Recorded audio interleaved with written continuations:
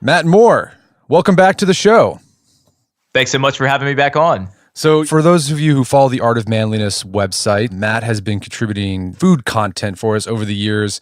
A lot of just great recipes for guys who want to cook and host and things like that. Had him on the show a while back ago for his book, The Southern Gentleman's Kitchen. Really fantastic cookbook, and he's got a new one out. This time it's dedicated to the wonderful world of barbecue, particularly Southern barbecue. So Matt, what was the inspiration for you to travel around the American South in search of the perfect barbecue pork butt? You know, I like to say that opinions are like butts. Everybody has one. And being a Nashville guy, I like to liken everything to music. So I think in terms of barbecue today, and you mentioned particularly Southern barbecue, I don't know that there's any other barbecue besides Southern barbecue. That starts our first opinion for the podcast. There's Texas barbecue. We can get into that. Hey, I went to Texas. I went to Oklahoma. So I don't know that Washington State truly has barbecue. Sorry for any listeners up that way. For me, I wanted to go on a discovery. It's commonly agreed upon the barbecue belt is made up of 12 states. Think about the Carolinas, Georgia, Louisiana, across the South, all the way to Texas, up to Oklahoma. The only people that we kind of forget about in the South is Florida. Sorry. But I wanted to go out on the road and showcase all the different styles that regional barbecue has, you know, dry rubs in Memphis, mustard-based sauces in South Carolina, white-based sauces in Alabama. And by doing a focus on the pork butt, that was kind of my medium through which we looked at all the different types of recipes. So you're getting a lot of recipes for woods, you're getting techniques, dry rubs, whether it's sauced or not, how it's served. And then, of course, we round out the book not just with pork butt, but we've got brisket and smoked chicken wings and all the sides and desserts that you could ever dream of. All right. So for our listeners who aren't familiar, what is the pork butt? Is it actually the pig's butt? No, it's a common misconception. Right. The pork butt, actually the butt is actually the ham cut, but the pork butt, as we're referring to it, is actually the pork shoulder.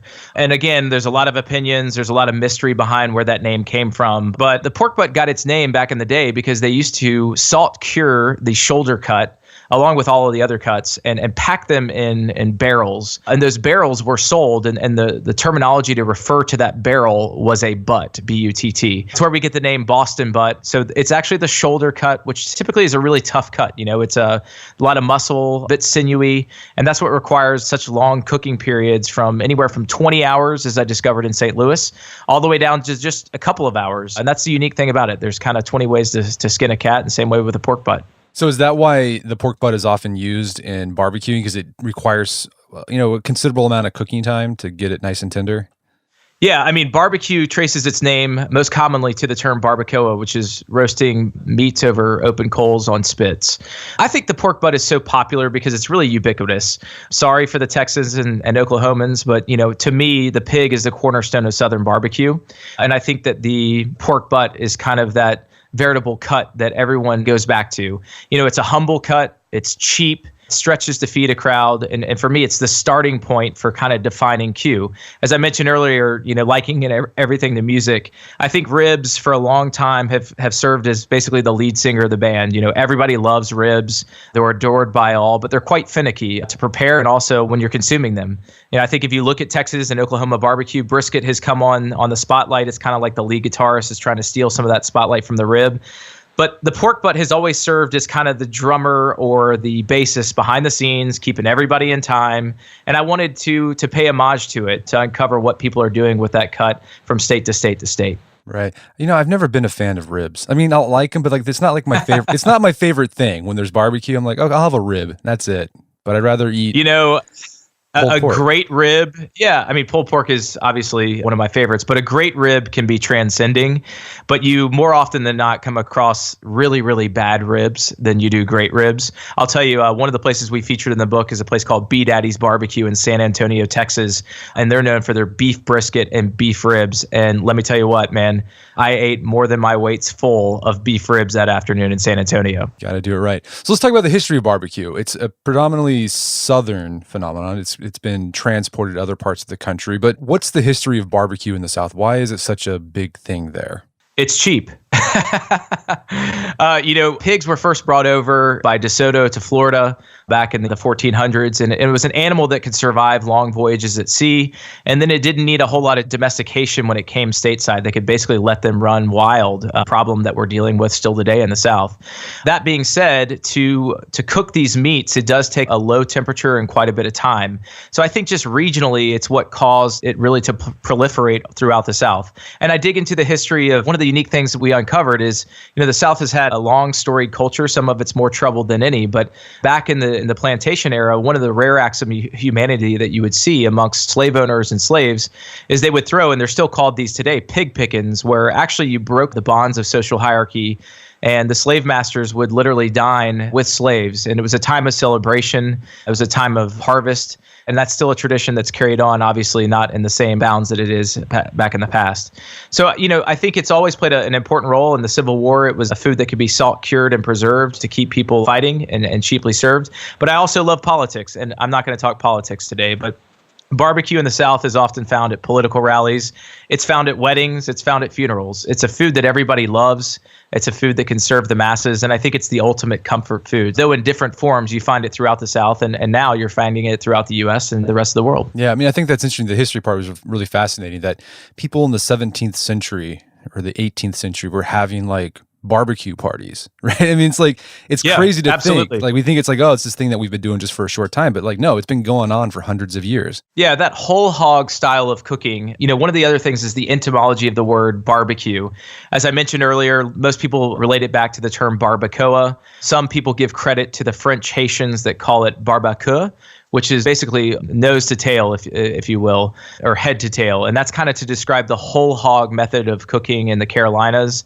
And one of my favorites is beer bar Q pool, which was an advertisement that you found throughout the Carolinas that Daniel Vaughn cited, saying that you would find inside a bar, a beer, barbecue, and pool. I don't think that's necessarily where we got the name barbecue, but it happened to be one of my favorites when I was doing the research on the history of the word. So you mentioned earlier that as you go throughout the barbecue belt in the South, there's the different regions in the South have their own take on barbecue. And you mentioned a few of them. So how does the flavor and the techniques of barbecuing change depending on which part of the South you're in?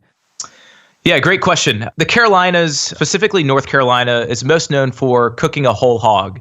So when we visited Wilbur's in Goldsboro, North Carolina, they don't actually just cook pork butts. They cook a whole hog and they chop all of that meat together. So you're getting all portions and it has a unique flavor. Typically, a real strong hickory wood is used to smoke, and they don't have really any sauce whatsoever. It's just apple cider vinegar with crushed red pepper and salt.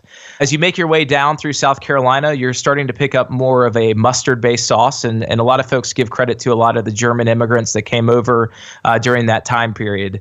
As you go to Georgia and Louisiana and Alabama, you pick up a little bit of a white sauce, which is based out of a mayonnaise. And if you go up to Kentucky, you find not really pork, you find mutton. And then as you make your way west, most people typically say that you first find tomato and a little bit of sweetness in the form of a syrup, as you find Memphis and St. Louis and Kansas City style barbecues. And of course, as you go all the way further west, you're going to pick up more beef in the state of Texas. And one of my favorites, right there in Tulsa, Oklahoma, they called smoked bologna. They called it Oklahoma tenderloin. So there's a lot of different things that make up the different styles, but those are the commonly agreed upon as you make your way from east to west.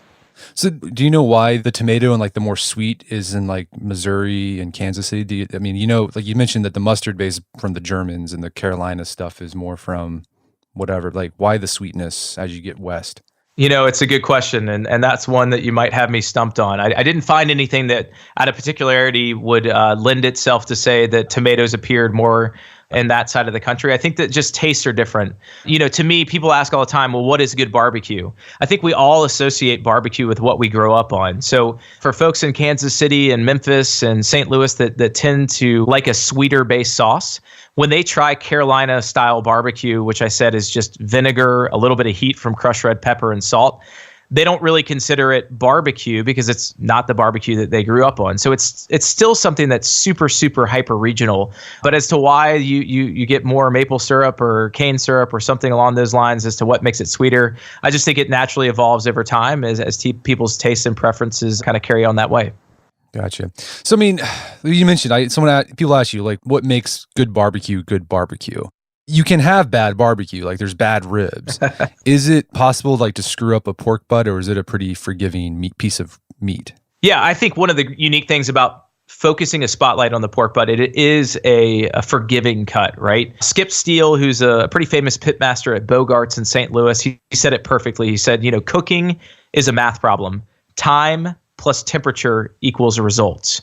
He's a gentleman that uses hickory. He smokes his pork butts at 200 degrees for 20 hours. That's quite a commitment, right?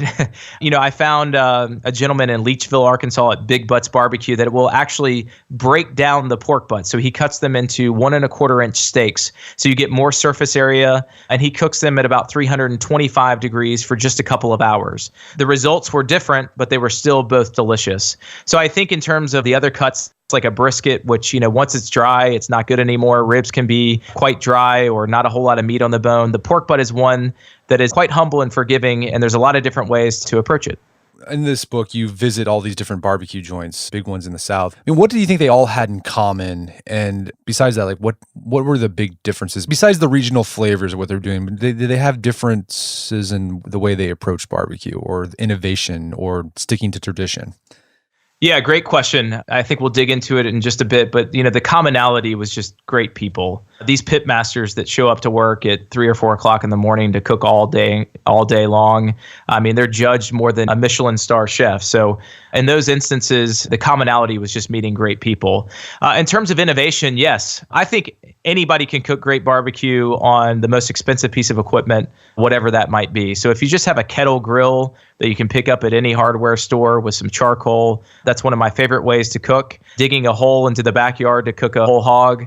But we did find quite a bit of innovation. Nowadays, you come across commercial smokers that can smoke, 20 and 30 butts at a time, that is using gas to control temperature precisely. And then they're using some actual real wood for smoke flavor. I think the rule is going back to time and temperature equals results. It doesn't really matter what you cook on or how expensive your equipment is. The food is going to be quite a bit better if you're actually a master of time and temperature control than anything else. Yeah, I have a buddy who does a lot of barbecue, and he says you can use a metal garbage can and still cook good, because it all comes down to time and temperature. If you control those things, you're going to get a good thing. Absolutely. Was there any places that you came across that you saw were doing something really unique with barbecue to change things up? Yeah, I think one of my favorite places that I came across is called Heirloom Barbecue in Atlanta, Georgia. The Georgia Department of Transportation tried to shut the restaurant down because the traffic getting into the restaurant was so bad it was causing problems. That's no joke to those in Atlanta with the I-85 bridge that recently collapsed. Atlanta is already a traffic-ridden city, but what you find there is a husband and wife. Cody Taylor is originally from Knoxville, Tennessee. Spent a lot of time in Texas. So he is a true Southern barbecue pitmaster. He married his wife, Jeon Lee, who happens to be a Korean pop star. And I mean it. She's like Britney Spears big in South Korea. She wanted to get away from the spotlight, attended Le Cordon Bleu in Atlanta and started cooking. They got married. And what you have is this harmonious flavor of true traditional Southern barbecue married with a Korean influence. So I don't want to say Korean barbecue at all. It's nothing like that. You're finding pork butts that are smoked, 16 hours over hickory, but they're marinated in a Korean red chili rub called gochujang, which gives it this incredible umami flavor. They've got, instead of a traditional coleslaw, they make a kimchi slaw. Their pickles are all done in a South Korean way. So to me, that was a really innovative style of cooking and of barbecue where they're really paying homage to the roots, but they're making it their own. But it is sort of, that innovation is baked in the DNA of barbecue, because it's like you're combining all these different cultures into this new food, right?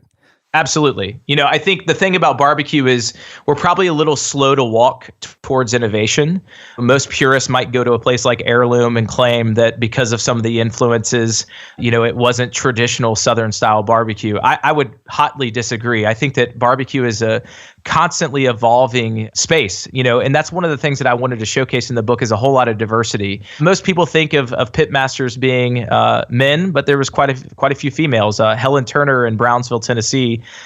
She's just as tough as any man I've ever met. She's building big fires in an open pit at 4 o'clock in the morning and working all day, the front of house, the back of house. So you're going to come across people that of all different walks of life that are carrying on the tradition of barbecue and making their own stamp on it as they continue to carry that tradition on. on. So besides, highlighting these different barbecue places, barbecue joints, it's a cookbook. It's recipes on how to cook pork butt and other things. If you're up for it, I'd love to walk our listeners through on how to smoke or cook the perfect pork butt for barbecue. So let's start with the meat. You say pork butt's pretty forgiving, but when you go and buy a pork butt, is it something you can look at the meat and say, yeah, this is going to be a good piece of meat to cook, or no, or I should stay away from this one? Is there anything you can tell by the meat? Yeah. So the cool thing about it, when you go to the store, these are pretty consistent.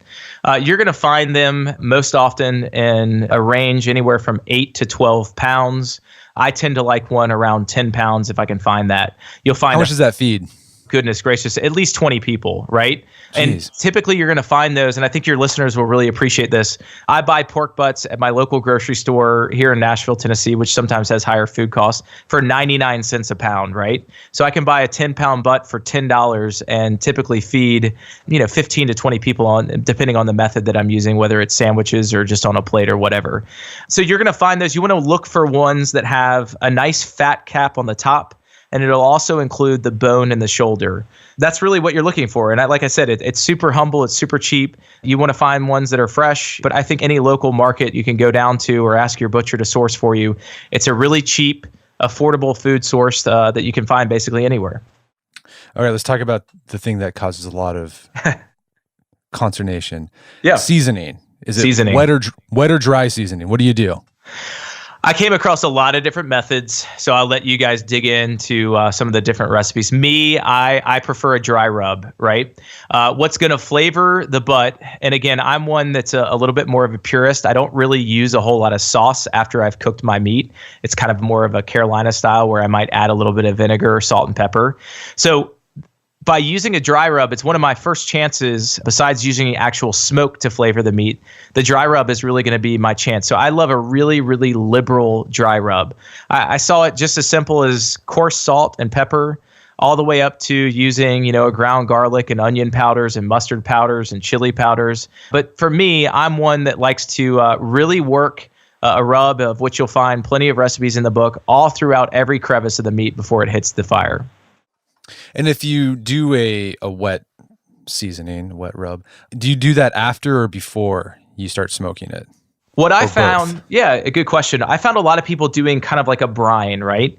So even if it was kind of a salt and water solution where they were submerging the actual pork butt overnight, or I came across some that actually would coat it in Italian dressing and let it sit overnight. The one commonality, though, before, whether they used a dry rub or not, they were sure to really, really wipe down and dry off either the brine or the marinade before they put it on the smoker. You don't want to have a wet butt, sorry for the pun there, and then add a dry rub to it, because in the first few hours, remember, we're cooking at a very low temperature. So what happens is all that dry rub is just going to kind of steam off the meat, and it kind of goes against the purpose of giving it a dry rub. So if you do a brine or a marinade of any kind on the butt, you want to make sure that you wipe it completely dry before you put a rub or before you even put it on the fire. Gotcha. Okay, let's talk about actually cooking it. So you smoke it, right? That's the traditional way of cooking pork butt, is smoking it, right? Yeah, true barbecue is taking, wood coals. I most often came across mesquite or hickory coals, oak coals as well. Some people prefer fruit woods like an apple or a pecan that can add a little bit sweeter smoke to the meat. But true folks will tell you that you have to actually burn down logs of wood into coals, and then you shovel those coals underneath the meat. And the idea is that as the meat kind of gives up its fatty goodness, it kind of drips down on the fire, and that smoke flavors the meat throughout the long process. That's the tried and true method. You can also get away with using lump charcoal, which kind of makes that step a little bit easier, and then use wood chips to help provide more smoke flavor. A lot of people are against briquette style charcoal, but I came across a gentleman in Arkansas that always used briquettes and got great results. So I think there's a lot of different methods there. But in terms of the smoke, what I find is that most people are trying to impart smoke flavor for the first 1 to 4 hours. So if you're looking at a pork butt that's about 10 to 12 pounds at around 250 to 275 degrees, you're looking at probably a cooking time anywhere between 12 to 16 hours, with most people adding some of the actual wood chips into the first 4 hours of cooking. Wow. So you're looking at 16 hours. So if you were wanting to smoke something for the weekend or for a party, say a Saturday night, when would you need to start ideally? Hey, that's the fun part if you ask me. You start the night before and you turn on some Waylon Jennings and crack open a cold beer. That's one of the things where having a little bit more sophisticated smoker plays to your advantage. Using a kettle-style grill, you're going to be up a couple times during the night to replace charcoal. If you have an egg-style cooker, you can get that thing set and it'll hold the temperature for you for 16, 20 hours. So that's one advantage, I will say, of having a little bit more expensive equipment, or even a gas-style cooker where you can absolutely regulate that temperature to a T and then add your wood chips for that smoke flavor. But most folks are doing this the night before. One shortcut that you can use that I found throughout my travels was cutting that pork butt down, maybe in half or into 4 portions, so that you create more surface area so that heat can work around the meat in a shorter period of time. Or what I find a lot of folks doing is the old Texas crutch method. And this is one of my favorite things that I found people doing with ribs and brisket and even the pork butt. They'll smoke it for 4 to 6 hours over the fire, and then they'll pull it off and they'll wrap it in aluminum foil. And what that does is it prevents any more smoke from penetrating the meat, but it creates sort of a convection style cooking so that it continues to cook and tenderize the meat. And I find that if you use that method, instead of it taking 16 hours, you might be able to pull the whole thing off in 10 or 12 hours instead. Okay, that makes sense. Then, what do you do after you smoke it? What do you think is the best way to prepare or to present the meat? For me, you shred it, slice it. Yeah, there's again thousands of opinions on it. The first thing you need to do, just like when you're cooking a great steak, is you need to let it rest. That was another commonality that every pitmaster that I met with in my travels agreed. So whether it was 30 minutes off the heat or even up to an hour or a few hours, it's important to allow that meat to rest. It gets its name pulled pork from just actually what you do. You should literally be able to pull the bone out of it clean. There should be no meat on the bone. That's when you know that you've cooked it to the right temperature. Most folks will tell you that you want to cook it to 200 to 205 degrees to make sure that it's going to pull correctly. So it should be super, super tender and pull easily. Carolina style, because they're typically cooking a whole hog, they tend to chop the meat. So they'll work a cleaver into the meat and actually have a chopped meat. And then when you mentioned sliced, I didn't come across that a whole lot with the actual pork butt. Up in Kentucky, we came across barbecued mutton, which was typically chipped, which would be more of a pulled style, or they would actually slice that. So that was the only place that we came across a slice style of the butt. Okay. And suggestions on what to serve with your pork butt? Just like coleslaw, baked beans? I mean, is baked beans a thing like for Southern barbecue, or is that a Texas thing? Oh, baked beans are huge. I think we give you probably 75, 80 side recipes for rounding out the pork butt, and so traditionally it's served on a sandwich, right? You can choose whether you want to add sauce to it, if you want to top it with a slaw or pickles or onions. You're going to get a lot of different recipes for the method of service. I think what's really cool is, in Texas, they serve their pulled pork on tacos, right? I came across a pulled pork ramen where they're actually taking the pork meat and infusing it into a bowl of noodles and ramen. So for me, however you want to serve it, there's a lot of different variances. And I think this is a good point. We've talked a lot about a pretty lengthy cooking process, whether it's 20 hours or a few hours. It's a big commitment. I wanted to write a book in a way that if you didn't have time to cook your own butt, you could go to your local grocery store or your local barbecue restaurant and pick up a pound or two of pulled or chipped pork and use that as a base to all the other recipes in the book. So if your time is a pinch and you still want to make these recipes, just outsource that portion to the local store or restaurant, and you can still get a lot of enjoyment out of cooking the recipes. All right. So I'm from Oklahoma, grew up in Texas for a little bit. We can't talk barbecue without talking beef. Let's talk brisket. Man, I've messed up lots of briskets before trying to cook because it's such a finicky piece of meat. I mean, what's the secret to make sure you get something that's just nice and tender and just it's you can eat it, right? You're not like chewing a piece of leather. Yeah, I got to be honest with you. A friend of mine who works for the FBI told me about a place in San Antonio called B Daddy's Barbecue.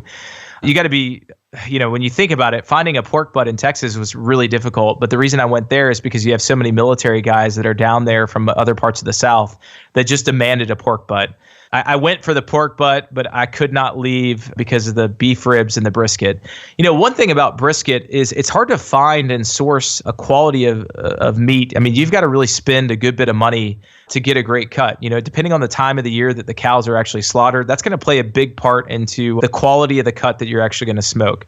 From there, it is, like I said, time and temperature equals results. B.R. Anderson, who's the pitmaster down there, he uses salt and pepper. He smokes it low and slow, and then he actually wraps his kind of in a craft style paper. So it's a bit of that Texas Crutch method, but not using foil. So it keeps it nice and moist, but it's not kind of convecting that heat. So it's a little bit more gentle of a cooking method. I think brisket is a finicky meat. You want it to be moist, you want it to be fall apart tender, and there's a fine line. Typically, most pitmasters will tell you that they've got about a 30-minute window to where it needs a little bit more cooking, and then if you go too long, it's going to be dry. And I think it's just something that you have to perfect over time. But we certainly give you his recipe and method for you to try out at your own home. That's awesome. Well, hey, Matt, been a great conversation. Where can people learn more about the book and your work? Yeah, thank you for having me back. We are going to do some of the recipes on the blog at The Art of Manliness.